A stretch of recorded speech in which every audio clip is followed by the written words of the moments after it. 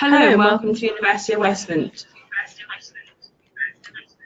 We apologise for the slight audio technicality here, but we are now live on air. Thank you so much for bearing with us.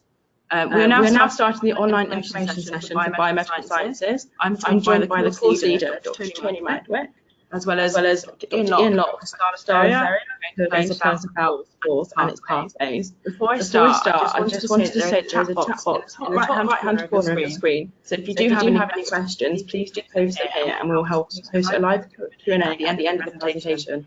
Over to you guys. Okay, thank you very much, everybody. I hope you're going to enjoy this little session we're going to have with you. My name is Tony Madwick. As I was introduced, I am the course leader for the MSc in Biomedical Sciences. My specialty is actually cellular pathology, but I actually have a few fingers in other pies as well, as we'll probably find out a bit later on. I won't really say too much more about me, but I'll allow my colleagues to introduce themselves so you can actually recognise their voices. So we'll start off with Cristana Ferrier. Hello, I'm Cristana, member of the clinical biochemistry team, and I lead on the clinical endocrinology and metabolism module. I'm also involved in short courses for people employed in diagnostic laboratories. And then over to Dr. Ian Locke.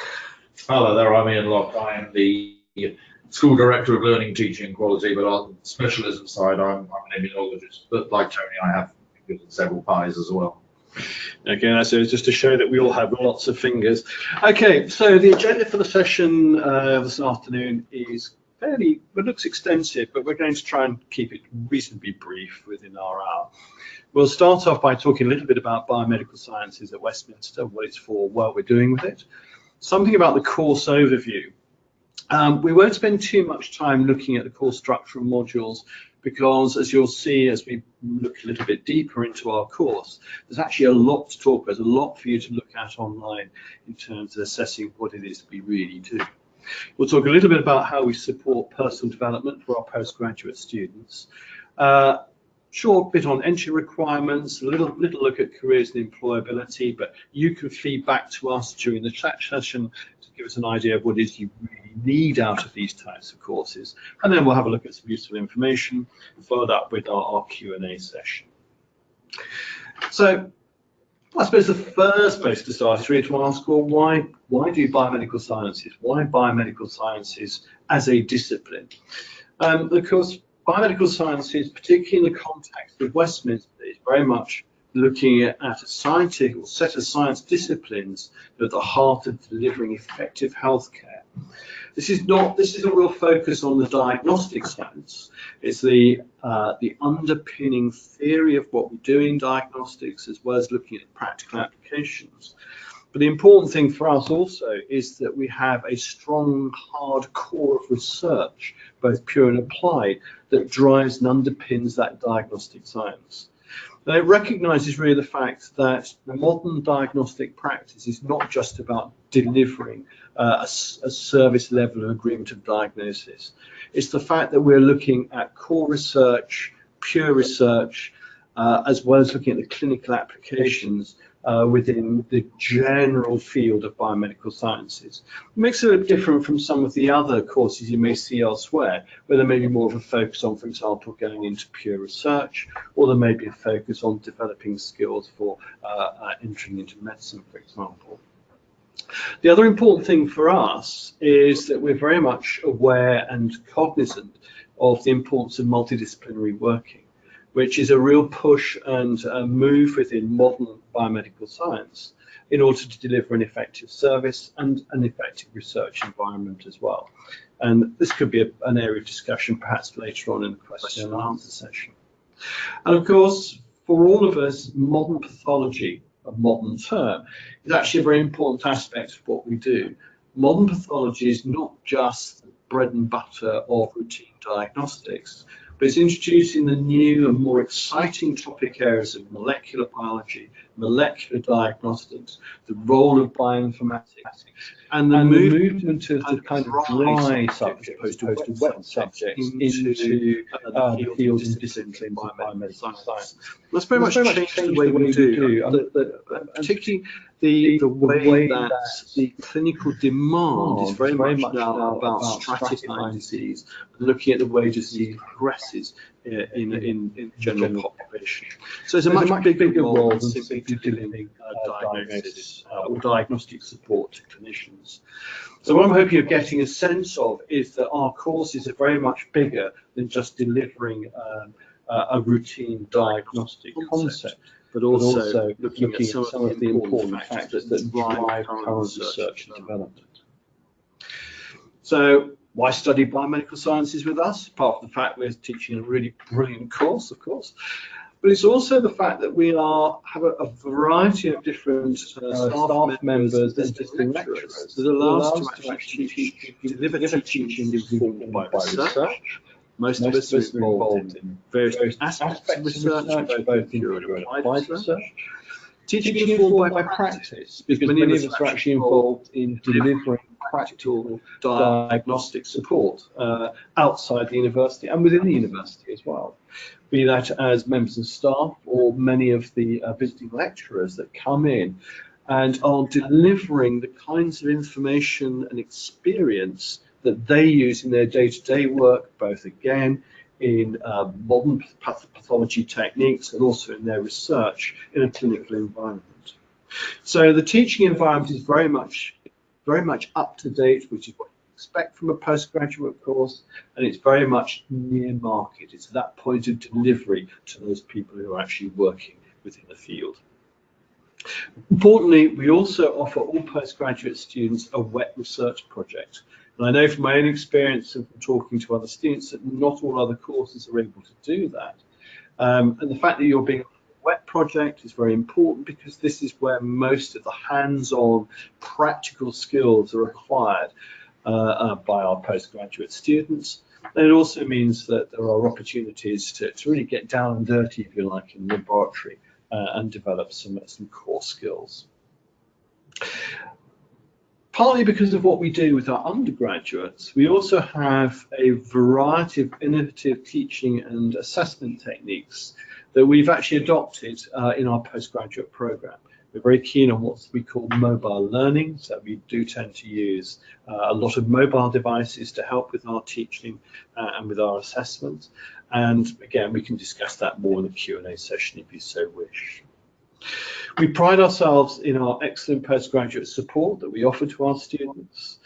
We do offer all students a personal tutor that will stay with you throughout your time with us, whether it's over a 1-year full-time course or over a 2 to 5 year part-time course, depending on what it is you're actually intending to do with us. We have a variety of support elements that I'll talk about a little later on, which help with the academic development beyond just the straightforward acquisition of knowledge and its application. We also, our MScs are internationally recognised, and like most master's degrees, it's a transferable qualification, so for wherever you're coming from, have got something that you can take away with you and utilise in any particular environment as appropriate. I'll hand over to Ian, because he knows a little bit more about the IBMS and the accreditation. Okay, so all our BMS programs, we'll talk a little later about the possibilities of taking named pathways, but regardless of whether you're on the generic biomedical science program or one of the named pathways, all of our pathways are accredited by the Institute of Biomedical Science, the IBMS. The IBMS is the main professional body for biomedical sciences, and it's all about, in terms of ensuring both the quality of courses that are on offer and that the course is relevant for the modern demands that may be placed on a biomedical scientist in whatever environment they will be working on. From a student point of view, that gives you confidence that our courses are up to date and of a high standard. But on a more practical term, it also allows you student membership of the IBMS, which has a vast array of resources of their own via their website and other sources that are available to you as a student member. So that can include things, for example, as basic as the advertisement of jobs and things when you graduate, but there are also a load of online resources as well which can help you in terms of your progression through your course and other aspects while you're working towards your MSc. Thank you, Ian. So what we actually do with you when you get here, what we're trying to do is to encourage you to develop a set of skills beyond just the acquisition of knowledge. Because the sort of topmost one of those for all master's degrees is really actually encouraging curiosity. You know, a good scientist is a curious scientist, and curiosity really helps to drive the acquisition of skills and knowledge and its application. And we're very keen on that. But of course, as a consequence of that curiosity, we are going to encourage you to acquire new skill sets. The majority of those to start off with will tend to be more academic, and as you progress through the course, they'll become increasingly practical as you move towards the research project, and we'll tell you more about that in a moment. We are trying to encourage you to extend both your current knowledge and skills, as well as acquire those new skill sets. And that's particularly important when you're perhaps coming to us to continue your professional development, for example. We're aware of the fact that many of the students who come to us are already working in biomedical science and maybe wanting to extend their skill ranges, as well as those that are possibly moving into this field for the first time and are wanting to convert their current knowledge sets for a more biomedical science focused career progression. We also want to encourage you to engage with research, both on the theoretical aspects, but also on the practicalities of research. And that's not just going into the lab and doing the work, but actually designing the experiments, designing the studies, and thinking about the implications of those designs and how they may actually affect the outcomes of the research and how it may then be promulgated and communicated to the wider environment. And of course, that then links up with things like problem solving. As anybody who's ever worked in a laboratory knows, that sometimes things don't quite go according to plan once you get into the lab, and of course that problem-solving ability becomes very important once you're out into a professional environment. And thinking differently. And honestly, thinking in a way that helps us to actually advance and change the way we do things, that make things better. And that's really important. So this gives us an environment, we encourage an environment where you can discuss ideas about how to actually approach problems, think perhaps a little bit from the side to actually advance, move on, change the way you actually do things in the laboratory. Working, of course, within the usual framework or mindset of regulated practice within the routine laboratory or within the research environment as well. One of the great things about these, particularly our type of MSc, is that we end up with a very international flavour and a very mixed group of students who come in to study with us. And this provides some enormous networking advantages, and we encourage this because networking becomes an important area of future development and current development as well. It helps our students to actually get to know each other and their backgrounds in different areas of practice and research. And often we find that we see our students exchanging ideas and also exchanging laboratories at various times, both during and after they've graduated from us. Indeed, we often see, I've been to various conferences where graduates from the courses have met up to network within a conference environment because they've formed a group of like-minded individuals with common experience and go on to use those in their future careers. And of course, aligned with that is we improve your confidence with communication. Part of our varied assessment protocol means that we actually encourage you to deliver oral as well as written presentations. So we've been to see a tremendous improvement in the ability of individuals to actually communicate confidently, articulately, and effectively within the course. And so overall, what we're trying to do is to encourage development of a competence based on confidence and informed by an inquiring and investigative approach to your academic studies. So, how does this all fit in with our actual course? Well, the course itself is essentially one overall arching course, which is a course in biomedical sciences. But because of the way we've actually structured it, we can then allow you, if you wish to do so, to graduate with a named award, which may be more relevant to your particular future employment opportunity or current pathway and progression. So just by way of example, for example, you may want to be working in blood sciences. You may have a particular interest in clinical biochemistry. And of course, it makes sense for you to actually graduate with a named award in clinical biochemistry. On the other hand, you may actually be thinking, well, I'm not quite sure where you're going to go with your future development, so a general biomedical science degree will actually be fine for you. And we offer you various ways in which you can actually approach those particular outcomes. And you'll end up with a degree that's either called MSc in Biomedical Sciences, or you'll have Biomedical Sciences with a parenthetical named pathway. So in terms of how we actually structure our degrees, the core elements, the core modules, and we have a modular degree, are essentially our research modules. So if we work on the example of a one-year full-time degree, which composes 2 semesters, in the first semester you will do a postgraduate research methods module, which will be the preparation for your project. And this will then be followed up in the second semester by a postgraduate research project. That project can either consist of 40 or 60 credits. And there are some special things we need to think about for the extended project. And maybe we can talk about that in the chat later if you're interested. But essentially, the research project is a significant amount of time and work spent on developing your own unique area of research within the degree.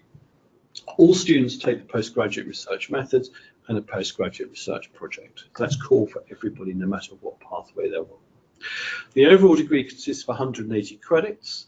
So already you'll have taken about 60 credits, and the remaining 120 will be made up of the various option modules that are available to you. So if we actually look at the way the flexible course structure works, here are our core research modules. Then we have up to 24 optional choices for you to take to make up your 180 credits for your final degree. Now, if you're doing the general MSc, Biomedical Sciences, you can take any 6 modules to make up that particular pathway.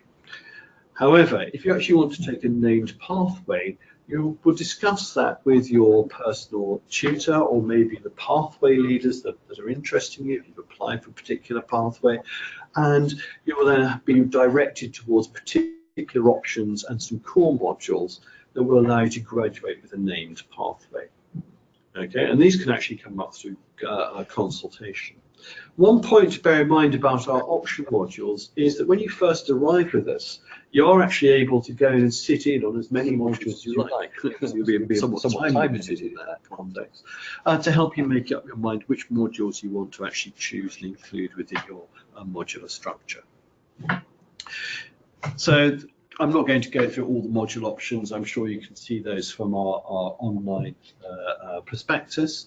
But as you can see, these are arranged in alphabetical order rather than any other particular order. So we have a number. So, for example, you might be interested in looking at automation. You can do a module in automation in biomedical sciences.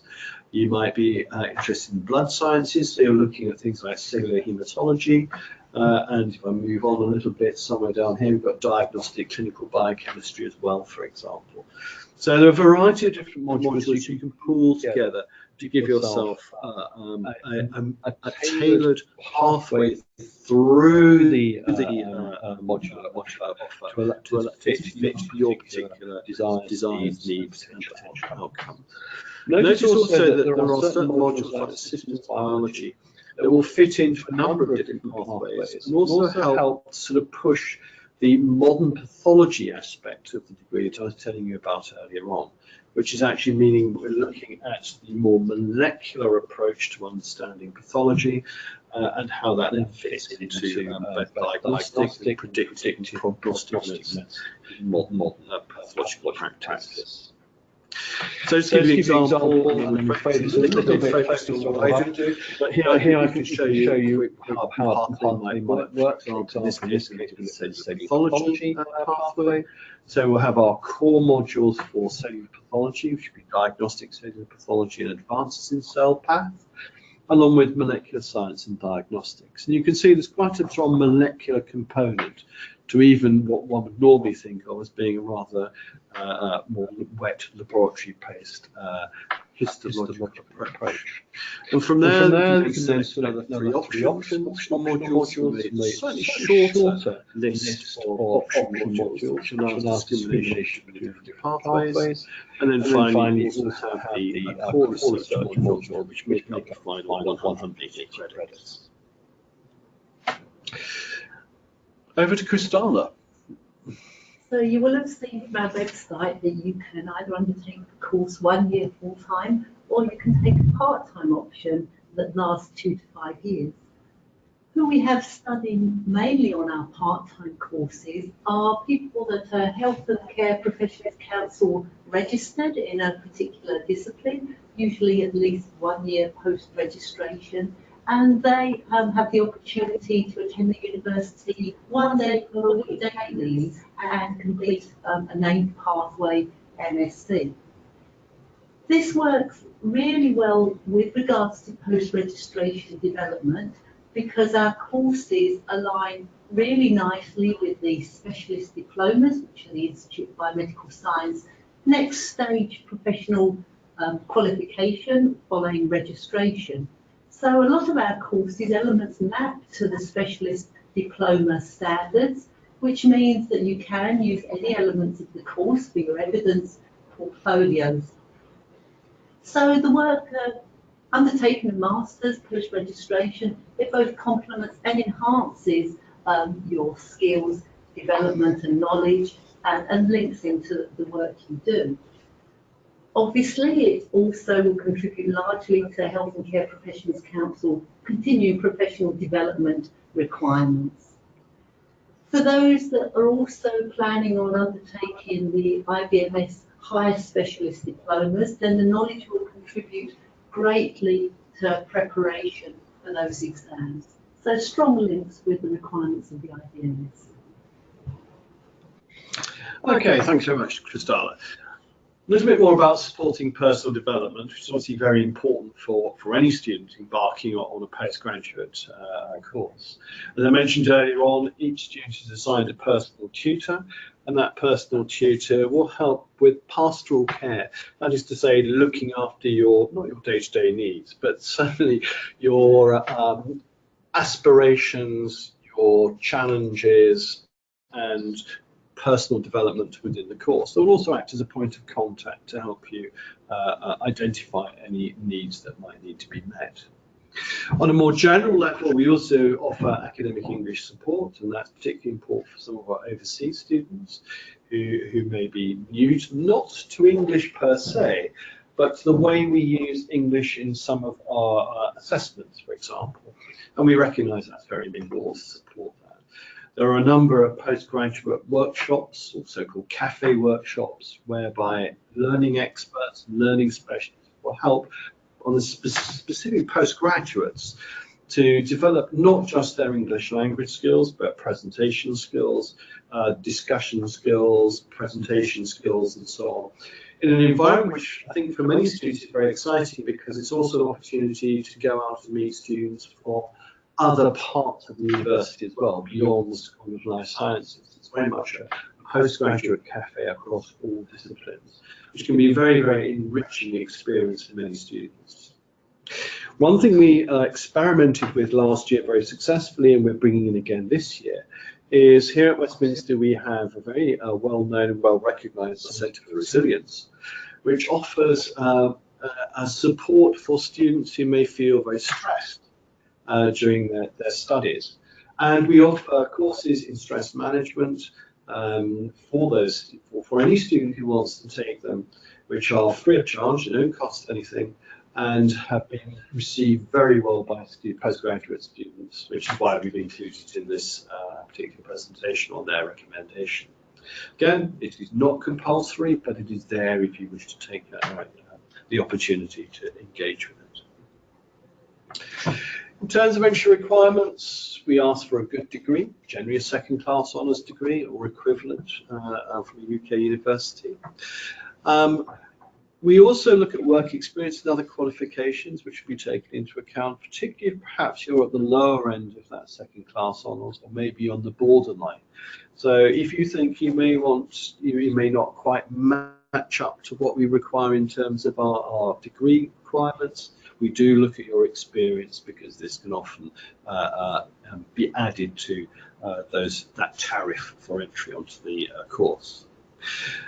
If English is not your first language, then we do insist on an IELTS score of at least 6.5 overall, with no less than 6 in any one individual element. This is non-negotiable, so do take some time to make sure that you can actually achieve well in your IELTS. In terms of careers and employability, we see, I mentioned this a bit earlier on actually, we have quite a range of students who actually engage with the degree pathways anyway. Some of those will go on to do research and further academic study. This is often a stepping stone to a successful research career. We have a number of students who come in as either as established biomedical scientists or medical laboratory technologists from overseas, who have then gone on, they've graduated from our courses, and then go on to lead laboratories. And indeed, we've been to meetings all over the world where some of our graduates turn up, and we find that they're running laboratories and host us as a consequence, which is great fun when we go back and see how well they've achieved in their careers. There are also opportunities to work in the general diagnostics, pharmaceutical and biotech industries.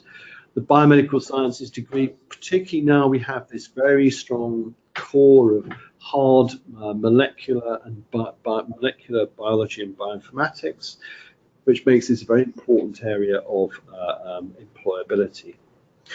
Many of our students come to us to emphasize or continue their professional development, and these courses are very important to their future career progression. We also see many of our graduates ending up as product specialists as well, taking on very important roles in developing and rolling out new technologies, new diagnostics, way beyond the pure sales support, but actually in the development and marketing of new products and new and exciting developments in biomedical sciences. There are many, many more specialisms that our graduates end up in. The majority of them do go on. We have a 95% or more than 95% graduate professional employment from our courses, according to the Delhi statistics produced by the government. Okay, very briefly on funding and scholarships. So I appreciate that I'm actually running out of time. For those of you who are UK residents, you have a postgraduate student loan available to you through Student Finance England to help you with your studies. EU students, I hasten to add that you will remain eligible for home fees if you start your course in 2019. There will be no increase, no push towards charging you anything more, so that's really good news. We do have scholarships. There are various postgraduate scholarships available to both home and international students, provided you are holding an offer with us, and the deadline is the 31st of May. So if you wish to apply for a scholarship from us, you do need to have actually achieved and been offered a place by us before the 31st of May. So that's not too far away. We're the 7th of May already. But if you actually click on this link to westminster.ac.uk study fees and funding scholarships, that will take you to some information on what scholarships we actually offer to you at the moment. So if you do need any more information after this webinar, obviously we have a Q&A session coming up very shortly, but if you've missed this and you're looking at this sometime in the future, in the past, depending which way you want to look at it, you can actually contact me as a course leader, Dr. Tony Madrick, Or if you're available, you can come and talk to us on the 5th of June between 5:30 and 7 p.m. at our postgraduate information evening. Or of course, and of course, you can apply via the course page on the website. We get more information on our biomedical sciences courses, and there is a little red apply button which will take you through to the UCAS page for applications. So finally, this is some important contact details which will come up again for you at the end. So there's myself. You can actually call me on this number. You can also Skype me, but probably best to email me if you are going to Skype me. But I'm quite happy to talk on Skype if you wish to do so. And then for pre-applicants wanting more general inquiries, you have course inquiries. And for those who actually hold your offers at the moment, you've got your postgraduate admissions email account as well. So I hope you've enjoyed this short sort of overview of what we do and what we offer, and we're quite happy to take any questions that you may have for us. So thank you very much for listening, and hope to see you soon. We're just going to pause for a few moments to give you a chance to post any questions you may have. You'll see a chat box in the top right-hand corner of your screen, or down below if you're on mobile, it'll be on the bottom banner. So please do post any questions here, and we'll be back in a few moments to answer them for you. Yeah. Okay, go. So our first question from Philip is, what is a typical schedule of lectures for a week like? Well, thanks for the question, Philip. Well, how long is a piece of string is the answer. It really does depend on which mode you're following, whether it's full-time or part-time, and also which particular modules you've taken. So we take, for example, let's say anybody, the first semester is very similar for most, and an attendance on a Wednesday is very typical. So there'll be lectures and presentations, etc., from say 10 till 1 o'clock, a break for lunch, and then you'll have an afternoon session from 2 till 5. And that'd be a typical day, but you won't have lectures on every day. So for most of these students certainly doing a full-time pathway, their Wednesdays are quite occupied, because that's the day we tend to run the postgraduate research methods and research project modules in the first and second semesters respectively.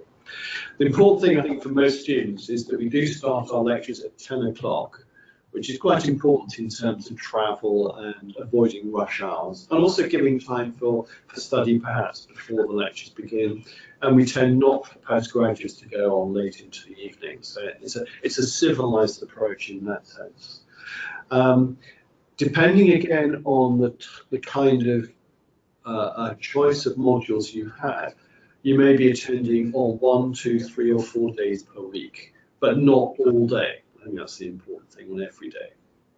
And then, of course, there will often be seminars to attend.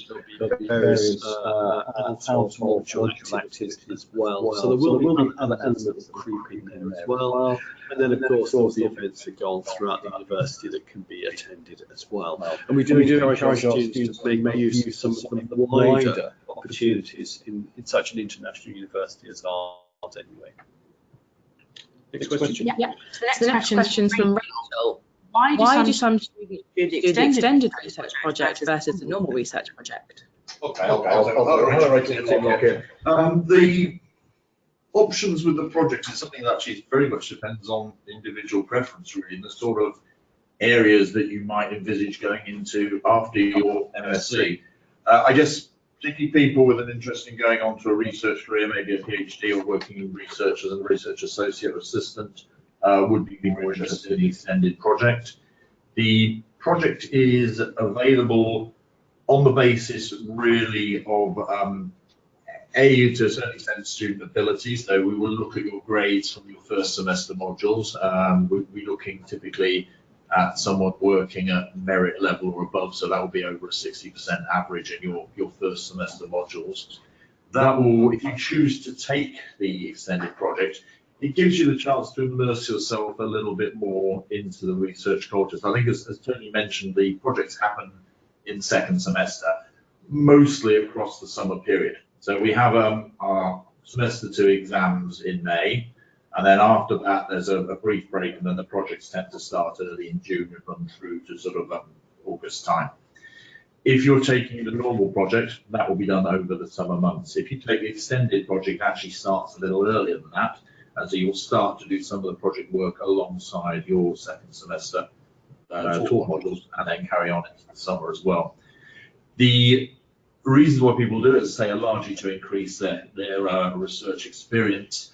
One reason perhaps for not doing it would depend really on the modules that you're interested in taking on the talk modules. Of course, if you upgrade to the extended project, you will be able to take typically one less optional module on your program.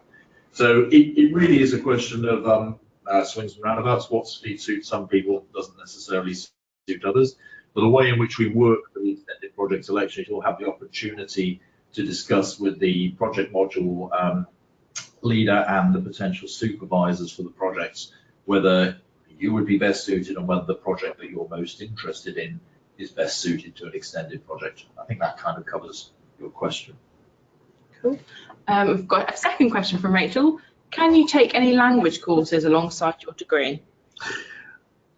Wonderful idea.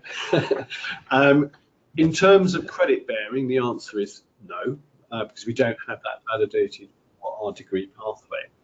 There is Polylang, which is available to students on an independent basis, so you could actually buy into that if you wish to do so, but it would not form part of your assessment process. You couldn't substitute a language for any of the modules within the MSc. But always worth doing. We do have very good language schools and language skills here in the university, so worth investigating if you wish to do so. Cool. We've got a question from Goldie. She's asking, what are the contact hours like for the biomedical science courses? Okay, well, contact Goldie depending again on which module you're on. With some modules, within the module, up to 30, 45, 50 hours of contact time. This may be increased to up to 100 hours of contact time in terms of your research project. So you're spending a lot of time with your supervisor and other members of staff. So yes, we don't feel on your own. I think that's the important thing. There's plenty of support. But we are trying to generate independent thinking and autonomous learning. I think that's true of all universities. And so although you have a direct contact time which is actually scheduled, which will be in the form of seminars, tutorials, and maybe a few lectures as well, there will actually be other opportunities to talk to members of staff, maybe your project supervisor, your personal tutor, and just generally other members of staff as you progress through your course. And that really reflects your interests. After all, one thing we do like doing is we love talking about science and our subjects, and sometimes it's can be very hard to stop us talking about the things that really make us excited about our science. Perfect. A question from Philip. Do students have any support when coming up with their research project idea, and is there any help at school? Okay, back to Ian. Okay, Philip. I think the important thing is the way we work with the projects here is most of our projects are offered by the academic staff. So you will get, as part of your research methods module, you'll get a list, if you like, of the projects and subject areas available in any given year. So you'll be able to choose from there. There are often some students that do come up with their own ideas for a project, and that's absolutely fine. If you have a particular project that you would like to pursue yourself, you need to discuss that with both the project module leader and a person who you think is going to probably in the area that you want to work in.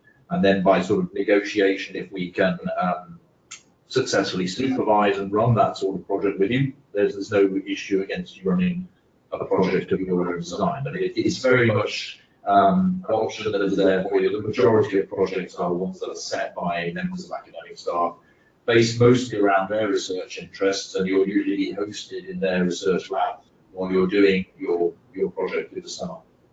Crystal, I was just going to add that, however, if you're doing your course part-time because you're employed in a diagnostic laboratory, then your project will be undertaken in the workplace, and the project will be usually of something that is going to be of use to your department or laboratory, and that will be instigated by your managerial staff and trainers. Well, now, having said that, we have had projects whereby we've actually undertaken the indirect management of projects based in the workplace laboratory, particularly in cases where maybe it's a more remote laboratory, doesn't have a strong research interest, and we can support projects quite independently. And we find that very useful. It also means that we have a bit of synergy with our workplace colleagues as well as with the university. So again, one thing to bear in mind, which I haven't really emphasised too much about our MSCs, is that fusion and synergy between us as academics, the workplaces that we engage with, we talk to about potential employment and so on, and students who come in to actually work with us as well. So there's a very, very strong flow of information backwards and forwards, and part of that revolves around how we work with projects and research. A question from Rebecca: can I enrol as a part-time student from September 2019? The short answer is yes, you can. We tend to take students' applications right up until we're essentially the week or so before we start to enrol. Obviously, it's ideal if you apply much earlier, if you can, particularly if you're coming in from overseas because of visa issues. It can be quite awkward if you end up starting a little bit late, because it then becomes, you play a little bit of catch up. But if there are any issues that you want to discuss about which might delay your entry, then it's always worth talking to me as the course leader, or by contacting admissions to find out what's required. And one of our final questions from Cletus from Nigeria: are there placement opportunities on this study? I'm assuming by placement you mean into the workplace for work experience. The answer to that is no. Generally, we do not have any kind of work pattern to allow work placement. As you may appreciate, there is a tremendous demand for work placements for our undergraduate students as well as postgraduate students, and it really is not possible to find that many work placements at present. And it's also very difficult to incorporate a work placement within the already very full year of an MSc student. That's exactly right. I think again, it's something we haven't really emphasised much is general workload. It's not just about contact, but there are assessments to be done, and there's to be no questions about assessments, but by all means ask if you wish to do so. And it is a busy time. One of the features of most master's degrees, and ours is no exception, is the ratcheting up of the pace at which you're learning, the pace at which you're actually delivering deadline. So trying to fit in workplace with all of that is actually very difficult. Final question for Philip. Is there going to be another open evening after the 5th of June for students to come by the campus? There is another one on the 4th of September.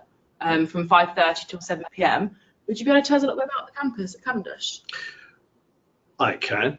I mean, if you've not been to London before, or you're not familiar with the area, it delights in the name of Fitzrovia. It's the centre of London. It's probably one of the most central locations for a university campus, and is indeed surrounded by other university campuses, hospitals. We have the British Library very close by, we have the Wellcome Institute, we have Crick, we have Cruck, we have a variety of different research institutes, which is one of the reasons why we are so well placed to actually bring in visiting lecturers from a number of very eminent and equally eminent, I should say, institutions as ourselves. In terms of what is available, we probably have the best eateries in the area. We have plenty of restaurants. We have all prices and types, and very good communication. So wherever you are in London or outside, it's very easy to get to us. Anything else from my colleagues? 5 minutes from Oxford Street. 5 minutes from Oxford Street. I thought that. We often get a number of students that come spend the first couple of days when they arrive here exploring the wonders of Oxford Street and Regent Street and some of the other. And we've got Marylebone not too far away as well. Perfect. That's all of the questions for now. Thank you very much for joining us today. The recording of this presentation will be available after the webinar, so we'll get that sent out to you soon. If you are keen to find out more, please do come along to our postgraduate information evening on the 5th of June, it's 5:30 till 7 o'clock, or please get in touch with one of the email addresses provided to you earlier. Okay, well, thank you very much for listening, everybody. And from me and my colleagues, I wish you a pleasant day. Bye-bye.